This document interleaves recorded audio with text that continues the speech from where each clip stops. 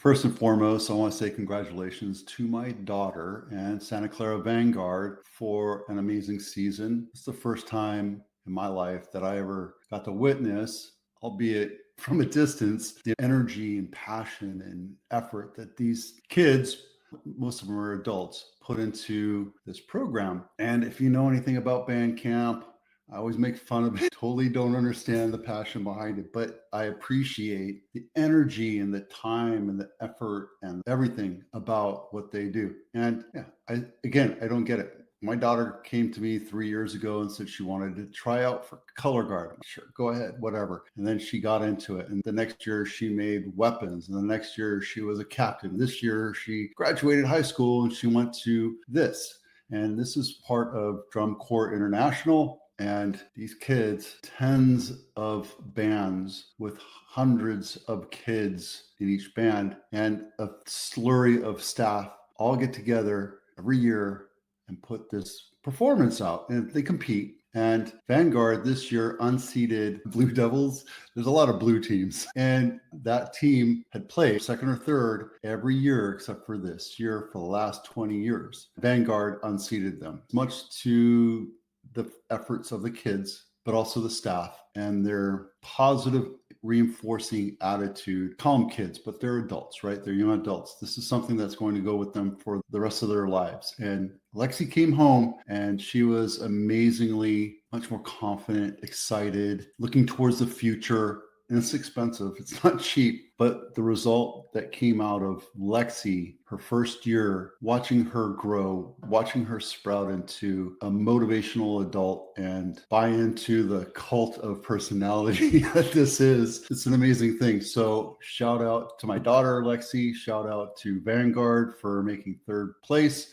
this year in Indianapolis. It was a great trip for my other daughter, Angie, and I to go and visit with her and watch the performances. They were all amazing. Homes are selling at the slowest summer pace in a decade. It's frustrating. Sellers are frustrated. Agents are frustrated. Buyers are sitting back and taking their time. Is this something that's going to happen for a long time? No. The minute the rates come down, everything will change back to normal again. There's economic uncertainty, fear of job loss. It could be 2008 all over again, which probably won't happen because there's a lot more equity built into these homes. The dynamic isn't showing up. And it's proof because you look at the bank-owned or the notice of defaults, and you see that those numbers aren't going up crazy, right? In Texas, they are. I understand. And the good news about what's happening is there are a bunch of new home buyers, like they bought up new from the whoever, and they're getting out of those homes because for whatever reason. Median home price rose 1.4 over year in July to 443. That's what we were back in 2021, 2022. Prices in comparison year over year, June 0.9 to 0.7, which was a contraction. It's noticeable because in the beginning of the year, home price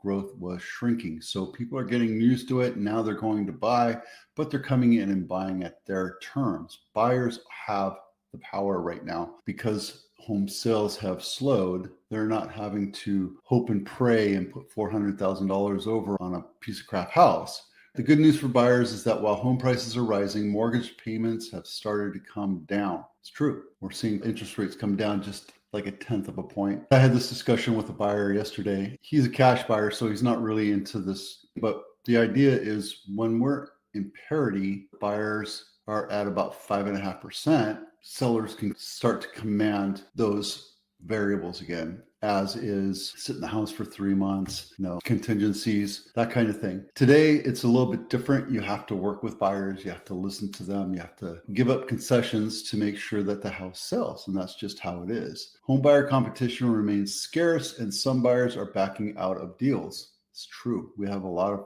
houses backing out. We'll talk about that tomorrow. This is across the United States. These numbers aren't generally speaking to Santa Clara County or the Bay Area, but I have a picture of this in my blog, so take a look at it. But everything is growing. Rates are sitting, the number of buyers waiting for the right house to show up.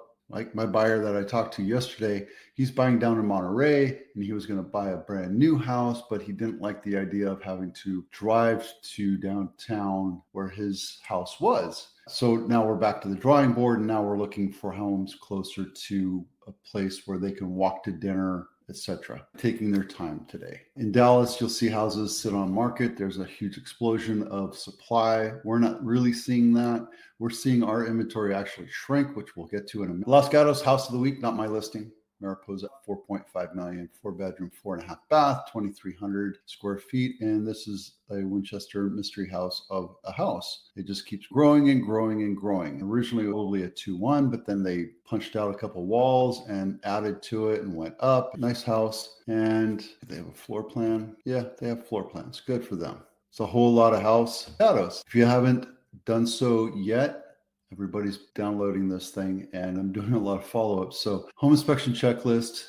If you're thinking about selling your house, get some repairs done before, drop this thing down, and then you get this printable thing and go through and fix everything up and then have the inspector come through and you'll have a nice clean inspection. And whatever you do repair, make sure you disclose. Here you go. Home price decrease of the week. I picked this one because it's overpriced. It's crazy. It's 2,400 square feet, but it's an older house. It's an older model house. And I don't think they looked at the specifics in this little area. When you're looking at houses, you're looking at a couple hundred houses, and then you're going to decide to look at maybe 10 or 15, right? If one thing is out of the ordinary on this, out of your thing, you'll skip it because you have so many to choose from. It becomes overwhelming. If it's overpriced, based on the area, your house is going to sit on market. This one's on market 32 days. Granted, it's 2,300 square feet, but guys, nobody's going to pay 1.65 for a house in this area right now. They're just not. If you want to know where it is, it's north of 85, on the east side of 87, and the west side of 101, and Marshall Cottle Park is right there. Let's take a look inside and see what they did. Yeah, this is an addition right here, which is why it's 2,500 square feet, because those are typically 16 to 1,900 square feet, maybe 21 if you have a larger one. This is a split level. Sold one of these over in West San Jose last year. Good homes. Nothing spectacular about it, but split level. You have the sleeping level upstairs, the main level, which is the kitchen, dining room, living room, and then you have a family room down on the bottom. Nothing great about it, but $1.6 million for that area. It's going to take a long time for them to sell, so I wish them luck. And highest sold price, let's get to this real quick. There you go. All right, highest and lowest sold price. Let's go back to the one line display. It's the highest sold price in Santa Clara County, Los Altos Ave. Not my listing. Let me drop this down so you can, there you go. 4-bedroom, 3.5 bath, 3,900 square feet, built in 1926. It's 100 years old, and you get 3 photos of it. And then this is Mountain View, the highest list price to sales price ratio. They started off at 1.6, and it wound up at 2.34. It's a 2-bedroom, 1 bath, 800 square foot on 7,500 square feet.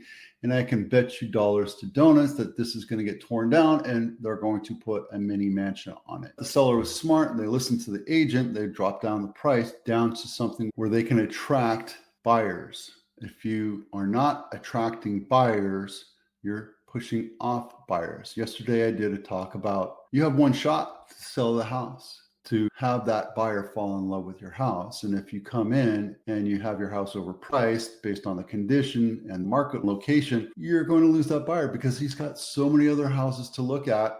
They'd rather go buy that other house. Path of least resistance, right? If you overprice your house, it's going to take forever to sell. If you underprice your house, it will come up to market and buyers will pay what they're worth, probably even more, because this is probably a $1.9 million house at this point to tear it down. But they got into the bidding frenzy. Unfortunately, some sellers just don't want to listen. This one sold 2.8 million. This is the lowest list price to sales price ratio. 2-bedroom, 1 bath. This is in San Jose. Started off at $2.8 million because it was a 9,700 square foot lot. It was almost a quarter acre. So you're going to pay a lot of money for it. Well, no, not really. Not if it's in crappy condition. Let's take a look at the condition. And the agent, look at that. Oh my God. Oh. So start off at 2.8. Took 22 days to go, hey, let's just drop it down to 2.1. Let's see what happens. The seller's like, oh, it's going to take forever. My house is worth 2.85. It's not worth 2.85. It's worth $2,050,000. That's just the way it is. Excellent potential to build your own mansion on this huge lot. There you go. Oh, this is the lowest price sold home in Santa Clara County. This is Morgan Hill, and this is a 55 and over, sold for 570. Took 78 days to sell. Why? Because it was overpriced. Buyers are taking their time. 78 days to sell a 55 and over house because the seller thought their house was worth $100,000 more. Sorry, it's not going to happen. There you go. All right, we had 159 homes sold over the last days with a slight jump over the last couple of weeks. And 22.51% of the 1,146 current homes for sale have been reduced in price. Our inventory is shrinking. So buyers beware. Kids are back in school now. Things are going to reset. Some buyers will come out.